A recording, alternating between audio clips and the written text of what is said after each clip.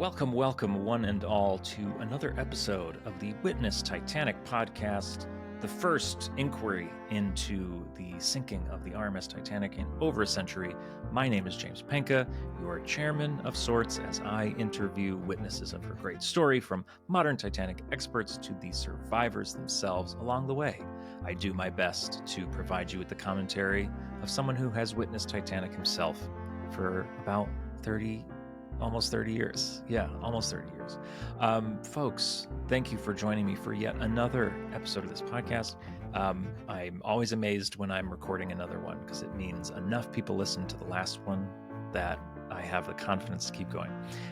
So thank you for listening. Thank you for subscribing. Thank you for liking and following and clicking bells and joining Patreons and all the things that you have to do on the internet every day. It's such an honor to do this and put these little episodes out for you and to see the response and to see the comments. It's just spectacular. Today, we are taking a break from 1912 a bit, and we are going to have another modern witness, someone from 2025 who has done enough in their ship life, in their maritime life, that I think it's worthwhile having them on to talk about Titanic, to lend their expert testimony, their expertise to our inquiry. And he's an old friend of the pod because he was on last season. Without further ado, I am just overjoyed to reintroduce to you again our friend, your friend, everyone's friend, Mike Brady of Ocean Liner Designs.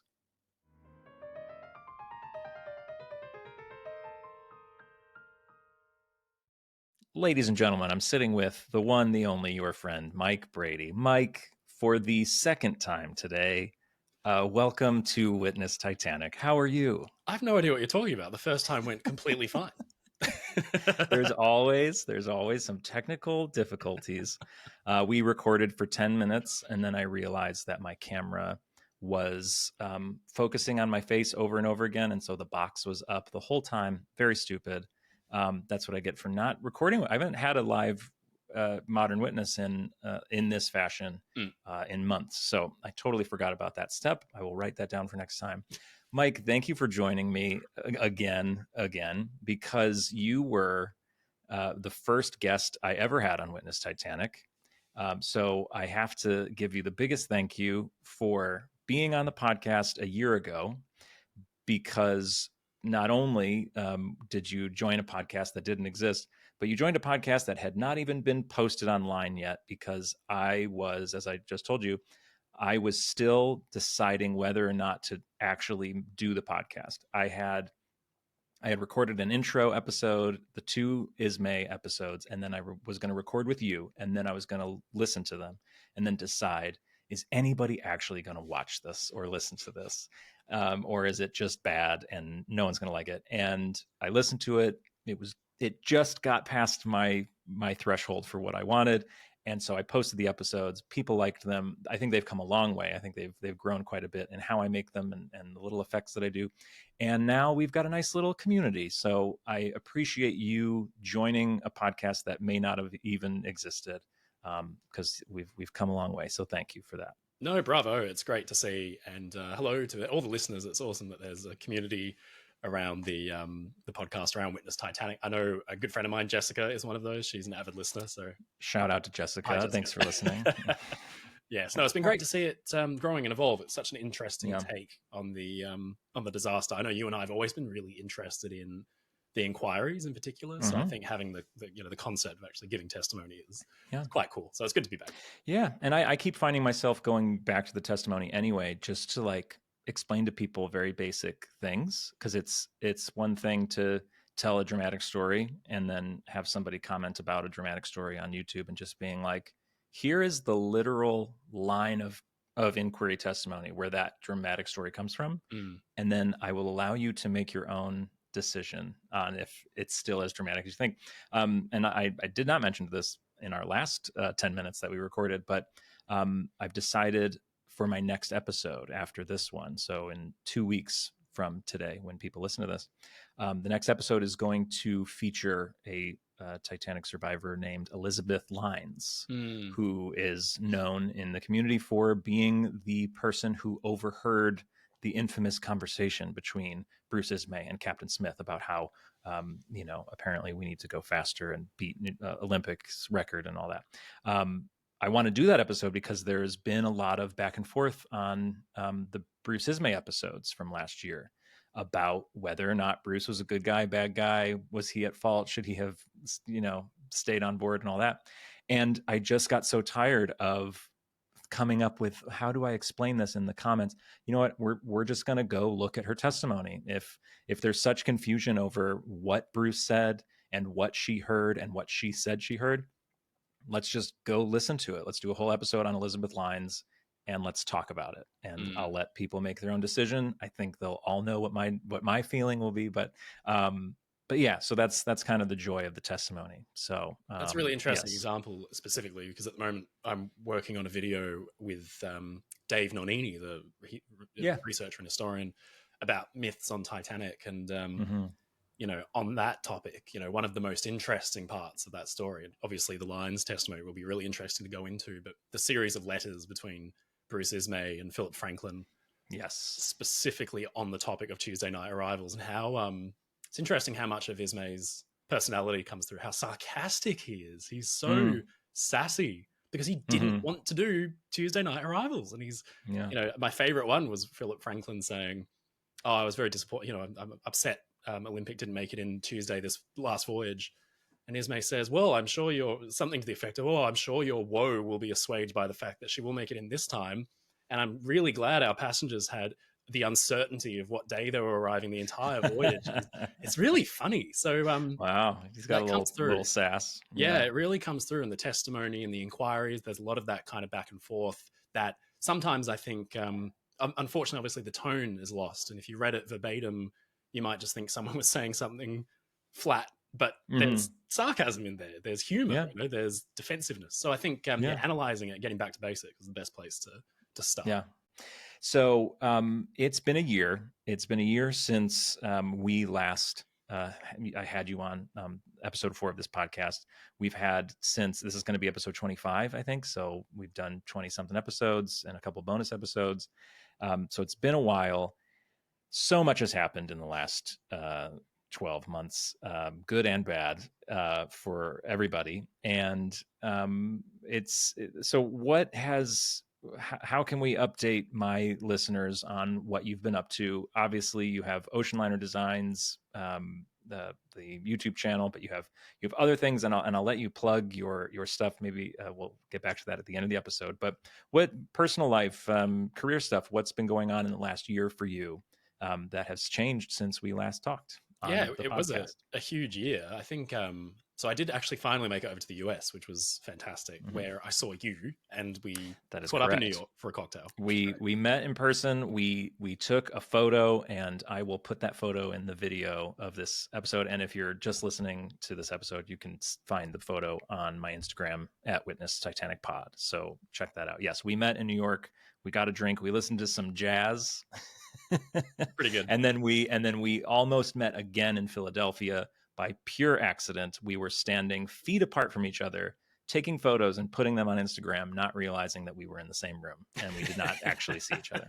Feet away from each other. Absolutely crazy. But yeah, it had always been a dream to get over to the US. So, visiting the Queen Mary in Long Beach was amazing, and getting to stay on board.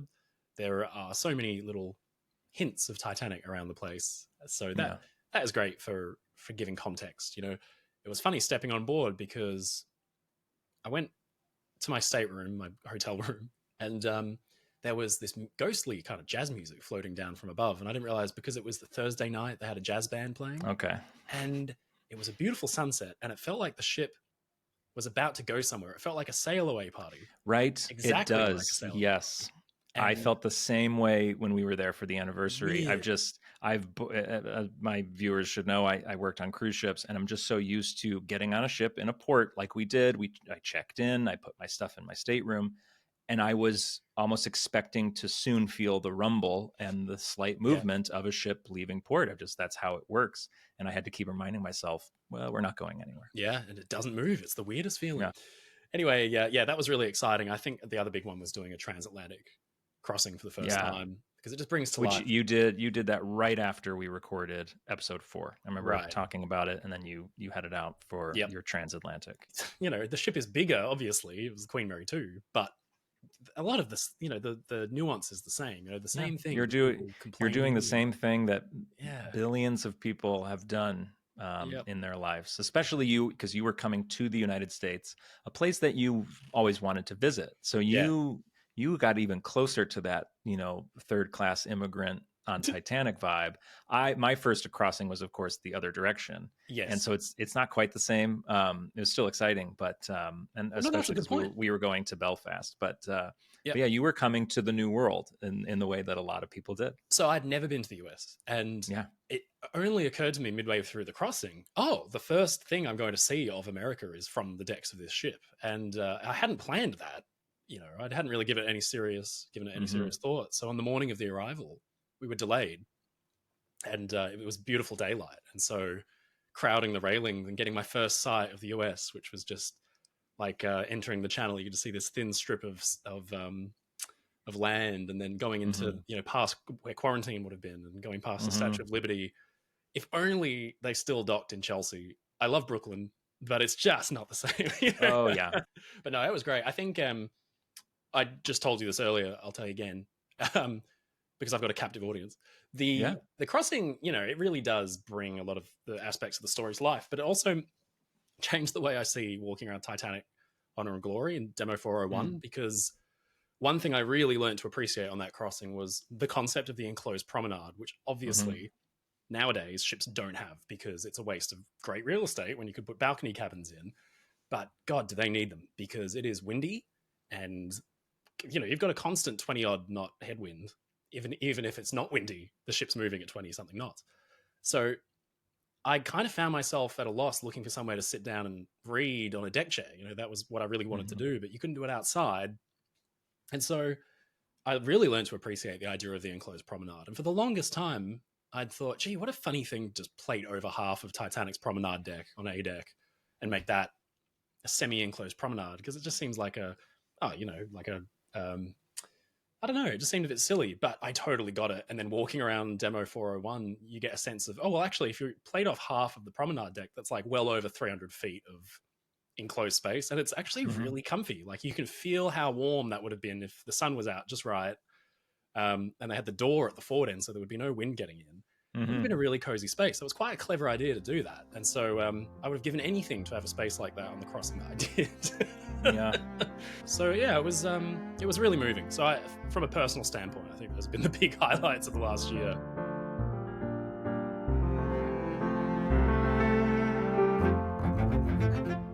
We last spoke on this podcast a year ago, and if folks at home haven't heard that episode, you should definitely go back and listen to it. We talked, because it was one of my first episodes. I wanted to set the scene for everybody, and you were the perfect person to bring in. Your expertise is a little bit more widely spread than mine. I'm just so focusing on Titanic. You have your hands in a lot more areas, and so to talk to you about what ships formed Titanic and what ships led up to the sinking. We talked about, I think we talked about the Great Eastern. We talked about the Republic. We talked about so many different ships and shipwrecks and incidences and times where things actually went exactly as planned, and how that actually wasn't great for Titanic in the years to follow. So we talked about the ships that formed Titanic. So today I thought I would bring you back on, and we would go into the future and talk about the ships that Titanic formed, basically. So what can we get into, sort of starting with that right away? I mean, there were voyages scheduled to leave ports on April 15th in the morning. Lifeboats would have been needed pretty much instantly. But what can we get into on ships and changes to ships that were pretty much immediate?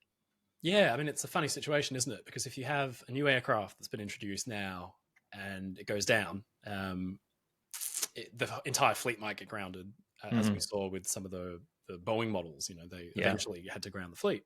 So it's an awkward situation, though, because Titanic and Olympic, are not representative of every ship afloat. So you can't suddenly ground every ocean liner. That would also, bring global commerce and passenger numbers to a screeching halt. So shipping line owners are presented with kind of a unique conundrum, which is, like you said, there are voyages we need to do right now. I mean, Olympic still had a schedule to maintain. The entire White Star fleet is suddenly cast with this question mark, this pall over it. Hang on a minute, if this could happen to Titanic, what about Adriatic, and Celtic? And well, hang on a minute, Harland and Wolff built ships for a huge amount of lines. I mean, the IMM, a lot of those lines as well. What about those ships? So there is kind of this knee-jerk reaction to quickly put fears to bed by the hurried installation of boats and collapsibles, to just jam ships full of as many boats and collapsibles. Ships that were not designed for that sort of weight to be added on the top decks. Like that's what they did. They threw lifeboats on ships that weren't designed for it, and unintended consequences, of course. Yeah, actually, I just got finished making a video about the SS Eastland. So this side of this story I've just become fascinated by in the last couple of months. But I was reading Walter Lord's The Night Lives On, which is his ostensibly like his appendix to A Night to Remember. It's not a narrative in the way A Night to Remember is. It's just like a series of facts and bits of information. But to take it back for a moment to the whole concept of like lifeboat regulation, we all know that at the time Titanic was built, the regulation said that ships over 10,000 tons need only carry X amount of boats, 16. And Walter Lord makes a really good point. At the time, the closest a ship came to carrying boats for all was a French line ship, I think, that carried boats for 75% of its passengers and crew. One of the things I thought was really interesting, because personally, I've always kind of ended it there, that, regulation said this. Well, why did the regulation say that? Well, we've always said, they were slow to catch up. But Walter Lord made the really good point. That's not necessarily true, that regulations were lagging. He makes the point that regulations were lagging for a really good reason, which is that the Board of Trade and the regulatory bodies actually responsible for mandating the number of boats that a ship should carry was fed information by a committee of experts who were made up almost entirely purely by shipping line owners. So the very people who had a vested interest in not having to spend a fortune on building boats and stocking their ships with them were giving information to the Board of Trade, who then set the regulation. In 1915, so 3 years after the Titanic, just to jump ahead a little bit here, we have a really weird situation where a ship, the Eastland, which is a passenger excursion steamship that had been operating on the Great Lakes, she was built in the early 1900s, already had some issues with top heaviness. She wasn't very well designed or built. She was built by a company that had mainly built tugboats and things before then. So this was their first real big passenger ship. And she, over time, had passed through a number of hands that had added weight up top time and time again. Then Titanic happens. So Eastland already has some behavioral quirks. Now, as part of this knee-jerk reaction, we were talking about boats being added at a kind of impressive rate, to ships. And the operators of the Eastland are confronted with a unique situation where they recognize that putting too many boats up top on their ship will result in dangerous instability. The regulations have no nuance to them whatsoever. The response they get when they raise this with the relevant regulatory body is, fine, if you can't carry enough boats for everybody on board, we'll give you a choice. You can either lower your passenger occupancy to the amount that can currently fit in your boat. Now, that would obviously vastly reduce profit. Or you can carry more passengers, but absolutely load your ship with boats. There's only two options. Yeah, a company is given an option between safety and profits. And they choose profit. wonder what they pick. Yeah, So you would think they're picking safety because they're loading their boat with more, well, loading their ship with more lifeboats. It means they can carry more passengers, they can make more money. Inevitably, those boats add to the inherent top heaviness. The ship rolls and sinks and kills more passengers than died on Titanic. Yeah, it's a terrible tragedy to read about because it's mostly families and children, because it was like a company excursion for, Western local electorate. families. And do you know the number off the top of your head? How many 844.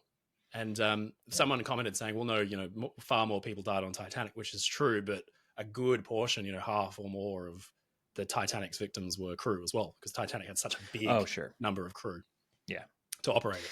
Yeah, I actually first heard of the Eastland because somebody wrote a musical about it, oddly enough. And of course, being as an actor in college at the time, and being Mr. Titanic to a lot of people in my little campus, everybody was telling me, oh my gosh, well, James has to know everything about this boat. And I didn't. I was like, I'm sorry, guys. If it's not Titanic, I really don't know a lot about it. So it's interesting seeing this direct correlation, So it's, well, I guess the reason I bring this up is because in the wake of Titanic, you've got anger that regulations haven't been enforced, but then you've got this weird scenario where regulations are enforced with no nuance or understanding.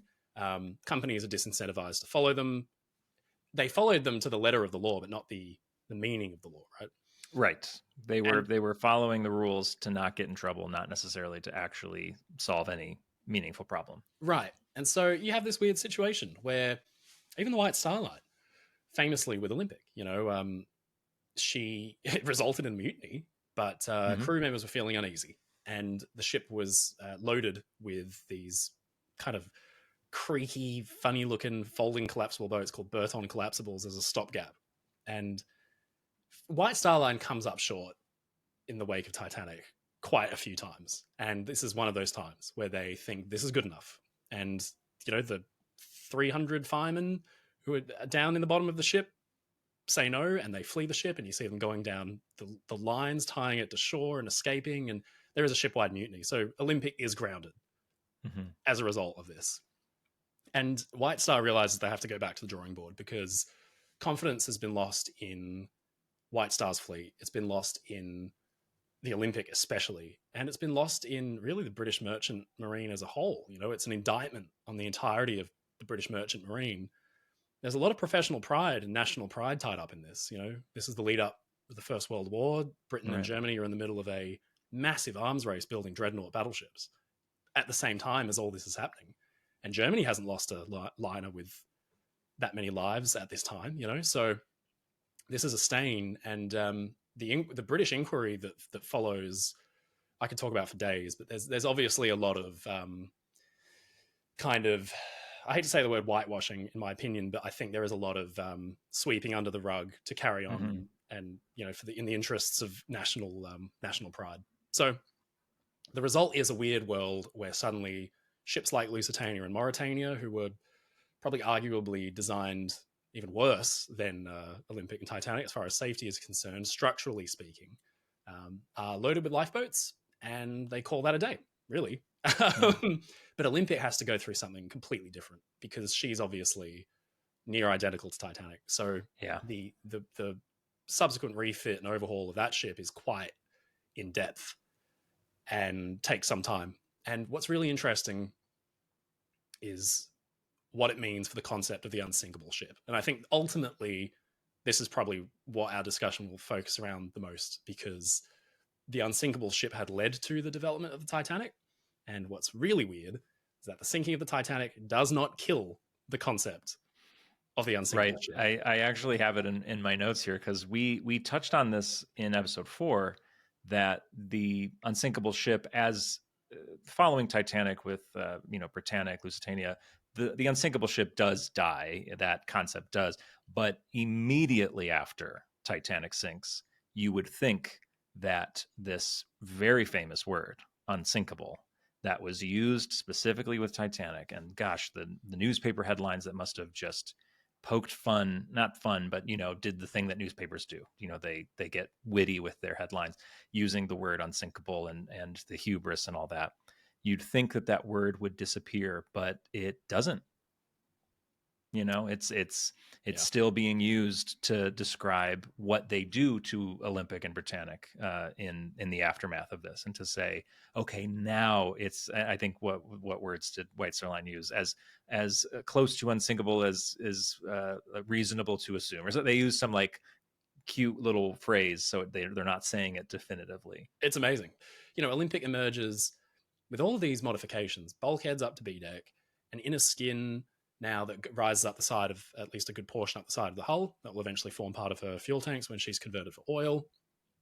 And White Star Line has the gall to advertise this as the new Olympic and say that she's practically 2 ships in one, and now you're safe. There's this great advertising poster. I wish I had it up in front of me, but some of the claims are amazing, that in the wake of this disaster, they would kind of have the gall to do this. But probably the most amazing thing is that it works. And Olympics 1913 season is extremely profitable, which kind of boggles the mind. But it's just one of the greatest PR and marketing and engineering comebacks probably of the last 110 years, because it was such a bold move. But yeah, they weirdly, the Titanic sinking in many ways makes these companies double down on the concept of the unsinkable ship, because at last, now we've figured out the one thing that can go wrong, and we didn't think of a glancing blow along the side of an obstacle like that would be that long. So therefore, if we insure our ships against that, then they'll be unsinkable. It's just here we go. I got it up in front of me, but great. I'll read please do. I'll just read it verbatim for those listening from home. So this appeared in Harper's Magazine in 1913, when Olympic had come out.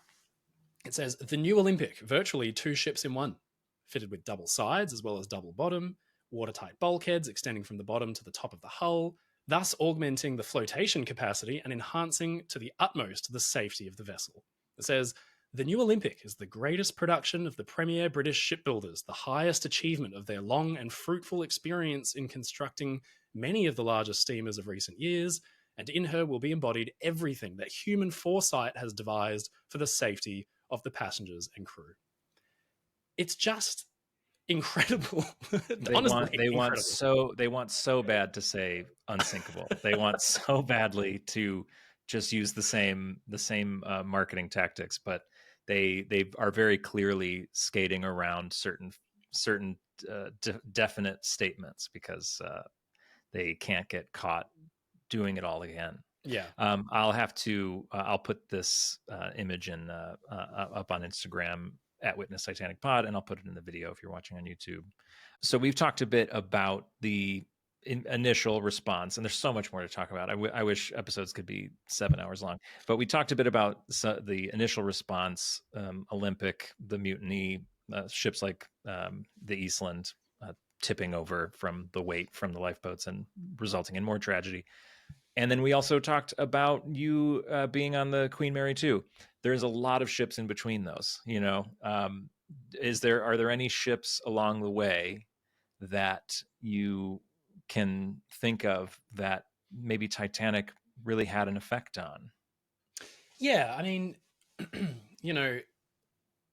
William Francis Gibbs is probably the leading naval architect of the 20th century because of his absolute obsession with safety at sea. When the Morro Castle burns, it's not just this event that William Francis Gibbs says, gee, that's terrible. He's transfixed by it. So for context, William Francis Gibbs, he's an American, was training to be a lawyer, I think, and then he realized he was actually just kind of like any of the hundreds of kids on our various Discord servers who sit there making their own ships. He would do the same thing. He'd design battleships and things, and he knew one day he wanted to become a designer of ocean liners. And he went into it with his brother, Frederick, and they essentially set up this absolutely fantastic engineering firm, which went on to build some of the greatest ships in history, including the SS United States after the Second World War. But before then, there's a long line of ships that they were building and working on for Matson lines, for example, that were took some time to build up their expertise enough to build something as ambitious as the United States. But William Francis Gibbs had this order, a commission to design this new liner for Matson. From Titanic, he had paid very close attention to the way ships are compartmentalized. It's all well and good to say a ship has 16 watertight compartments, but how big are those compartments? Because if they are of a large enough volume that flooding 2 or 3 of them, your ship may just be able to stay afloat. But how is that going to actually impact stability? William Francis Gibbs had designed this liner to be very cleverly compartmentalized. And she was taken out on her sea trials, actually, out of New York, ran into a dense fog. So unfortunately, they were a bit disappointed. They had to power down. They couldn't do the speed test. And they were, kind of waiting for it to pass when out of nowhere, a Scandinavian freighter, I think it was a collier, rammed her dead center. On her sea trials. So she's not even... wow, that's really something. William Francis Gibbs is aboard at the time. And, the Matson Line people, the builders, everyone's there. And this ship comes out of nowhere and cuts her right down the middle, rams her dead center. And the ship starts sinking. So alarm bells are going off all over the place. Water's rushing in. It was a hole at a surface area open in the hull, much bigger than that which sank Titanic. Sure. The watertight doors worked perfectly. The ship's freeboard dropped significantly. She sank low into the water, but she didn't totally sink. She then stopped and stayed afloat because the Gibbs brothers had made sure the compartments wouldn't impact the margin of buoyancy significantly if they were open.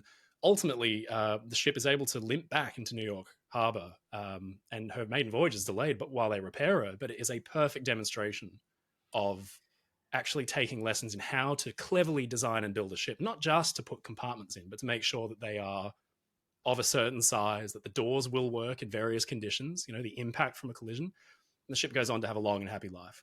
But I cannot imagine being the designer on the ship. Like, I wonder if any percent of his brain was like, all right, here we go. Let's see what you can do.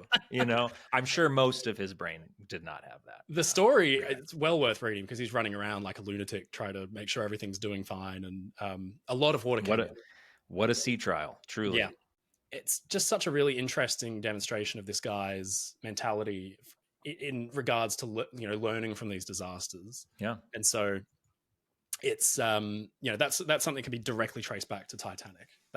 This whole series of liners designed by Gibbs and co., all of the Matson Line ships up to the SS America for the United States lines, and eventually United States, the famous liner, really can trace the heritage of their building to lessons learned from Titanic. Yeah. And United States is, at least at this moment, still afloat. The irony is now they have to work out how to sink it. It's true. Isn't that wild? Yes, they're going to have to sink a Gibbs ship somehow. I mean, they'll figure it out. That's fantastic. Thanks for sharing that. As my sort of last little question, just to bring us kind of full circle, the last great ocean liner of this era, the Queen Mary, which we mentioned earlier, we now have both been on. Because you went on it for the first time. Yeah, because you've never been to the United States. So you were on it for the first time this year. I was on it for the first time this year. I spent quite a few days on it over the anniversary. In your time studying ships and being an illustrator of ships, what was your main takeaway from the Queen? I'll come at it from 2 angles. I think as far as safety is concerned and lessons learned from Titanic, obviously Queen Mary is built in very much the same way that Olympic was refitted, with bulkheads that go all the way up almost to the superstructure and this and that, an internal, a second skin, essentially a second hull.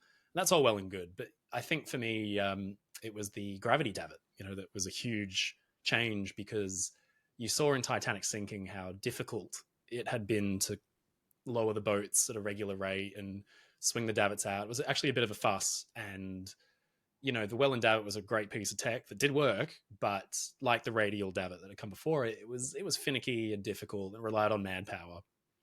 The gravity davit is gravity and a motor, and that's it. It's just such a brilliant, simple piece of technology that they're still in use. And the gravity davits you see on Queen Mary 2 not a huge amount dissimilar to the ones you see on Queen Mary from 90 years ago. So I think that's really cool to see walking along the Queen Mary. It makes her feel so much more modern and current. It's a shame the boats are gone now, but yeah, I think that was a huge change for the Queen Mary and maritime safety.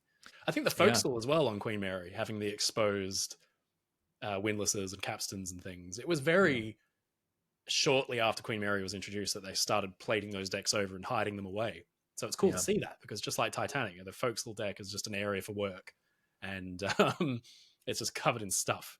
And they don't build like ships like that anymore. So that's really cool to see.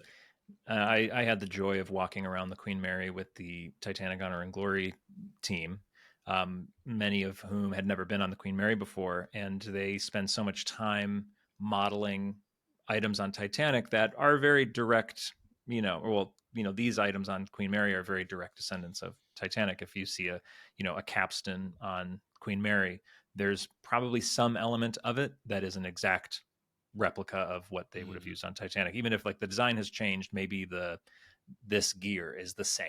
And they are the guys that know that sort of thing. And so they're running around the Queen Mary with a tape measure and a notebook, and they're taking notes on how big everything is. I'll put pictures on Instagram of this. It's just terribly, terribly funny to see these little Titanic nerds. And I can say that because I was excited. We are them as well. Basically, we are them. We are them. I might not be as open about it. No, but we love them. You have a Titanic podcast, James. That's true. That's true. So before we go, you work on so many things, and I want to give you an opportunity to plug those things because the list has gotten much longer. You have Ocean Liner Designs, which is your main YouTube channel. Obviously, people should subscribe to that. They should subscribe to Witness Titanic as well if you haven't yet. But you also now have Airliner Designs.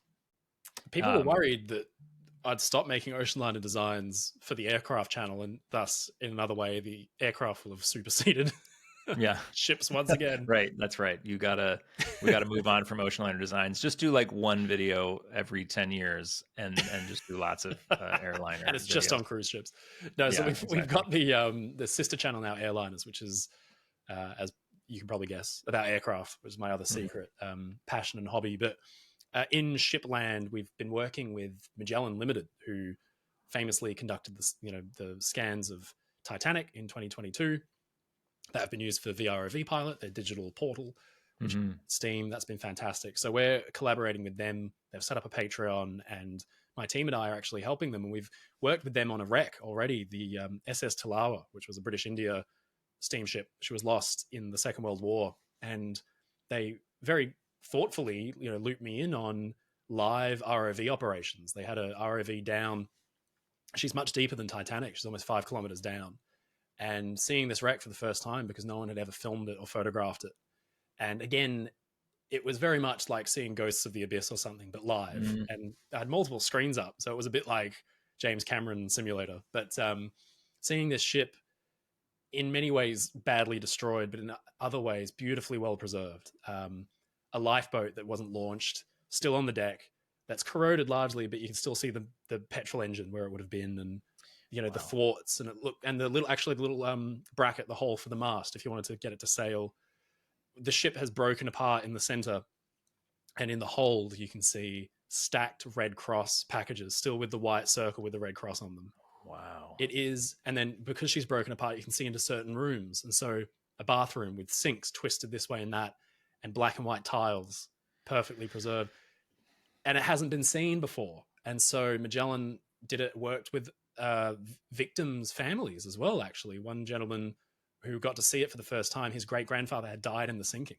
And so we've recorded all of this stuff. A lot of that is going up on the Patreon. We've got a documentary about Talawa coming out for Ocean Liner Designs to work in with that. So that's been really, really exciting, and actually getting to work directly with a wreck and see it for the first time with their team. And we were transfixed watching this and saying, oh, look at that. There's this piece of it. Oh, look, there's a winch. There's a deck gun. There's all this stuff perfectly preserved. So that was a lot of fun. So if anyone's interested in that, definitely go and check out Magellan's Patreon, because you'll see my face there as well. I'll be making videos for them. But the really, really big exciting thing is that we've been working on a video game for some time, Grand Voyage. People may have heard of, maybe not. Grand Voyage is basically a simulator for what it would have been like to take a voyage on an ocean liner. So we've reproduced one ocean liner, the Empress of Ireland, a cruise ship, the Laconia, which did also used to be an ocean liner, and one airship, the R101. And the whole point of the game is to actually board the Empress of Ireland in Liverpool, get on board, and do a 5, 6, 7-day crossing, doing mini games and activities, and get off. And the whole point of the game is to simulate what a voyage is like. Yeah. So that we've been working on that. We've got an update coming out. We've all been very busy. Yes, it's been a wild year. There was a lot of videos from THG, a lot of videos from you, episodes from Witness Titanic. We went on an expedition, all the Diana drama, and it's only May, so we still have a lot of time of 2025 to do some exciting stuff. So it is exciting. So to everybody out there, subscribe, follow, share, like all the dumb things that you get told to do 100 times a day Hit the in bell. this internet world. Hit the bell. All these things. I don't think I've ever said that on this podcast, actually. No. I should start saying that. But yes, subscribe to all the things, all of Mike's things, all of THG's things, all of my things.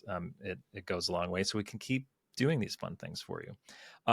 You have all your channels, and I'll put links to everything. You have Patreons as well. I have my Patreon, and one of the things that I do for my my highest tier of patrons is I do a little extra testimony just for them. So I have a question for you that I'd like to ask you really quickly when we get off of this recording. Okay. So you can answer. I've had a question that I've wanted to actually talk to you about this one topic, and I've not asked you about it because I thought if we do this episode this week, I'll ask him for. I'm intrigued. I bet a bit of listeners are bonus intrigued. testimony. Yes, absolutely. So, so patrons have that to look forward to. As for everybody else, that's it for our interview with the great Mike Brady. Mike, again, thank you for joining a year ago when this podcast didn't exist. Thank you for joining again as it does exist, which means at least you approve of it to this point. So that's good. Absolutely. Thanks so much for inviting me. It's been great to be back. Yeah, good.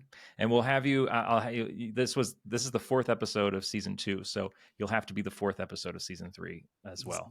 We'll keep a tradition going. All right. Thanks, Mike. Thanks so much. And with that, we will adjourn for the evening. Folks, I really hope you enjoyed that episode with Mike Brady. It's always a joy to have him around. We just talked for another hour after we stopped recording, and I thought, man, we shouldn't have stopped recording. It was very enjoyable. It was probably funnier than the actual podcast episode was. But always great to have him around. Folks, coming up here in a minute, next week, 2 weeks from now, there will be the release of our next episode, and that will feature the testimony of Elizabeth Lyons. I think I mentioned it in the interview with Mike, that we're going to talk a bit about that big conversation between Bruce Ismay and Captain Smith that she overheard in the first class reception room. Definitely want to check that episode out, so come back for that. If you want to hear it a week earlier, so a week from today, join our Patreon. You get episodes a week early. So that will happen, but that will lead us up into June 25th, will be the following Wednesday after the Elizabeth Lyons episode comes out. June 25th is a special day because it is my birthday, but it is also the birthday of the podcast. It is the 1st anniversary of the first episode of Witness Titanic, and I want to do something special for the birthday episode. I want to hear your testimony. I want you all to be a witness on my podcast. I would love if you would send me emails, witnesstitanic@gmail.com. Send me emails, send me voice notes. I've been getting some voice notes that I might want to play on the episode, think a minute long, try to keep it somewhat short, says the person who rambles like crazy. Send me, what have you learned this year with Titanic, whether it's from the podcast or elsewhere? What are your hot takes? What are the things that you think about Titanic that you just really want to share with the Titanic community? Or what are your questions? What are your thoughts? Send me your testimony in either voice note form or just in email form, and I'll read it.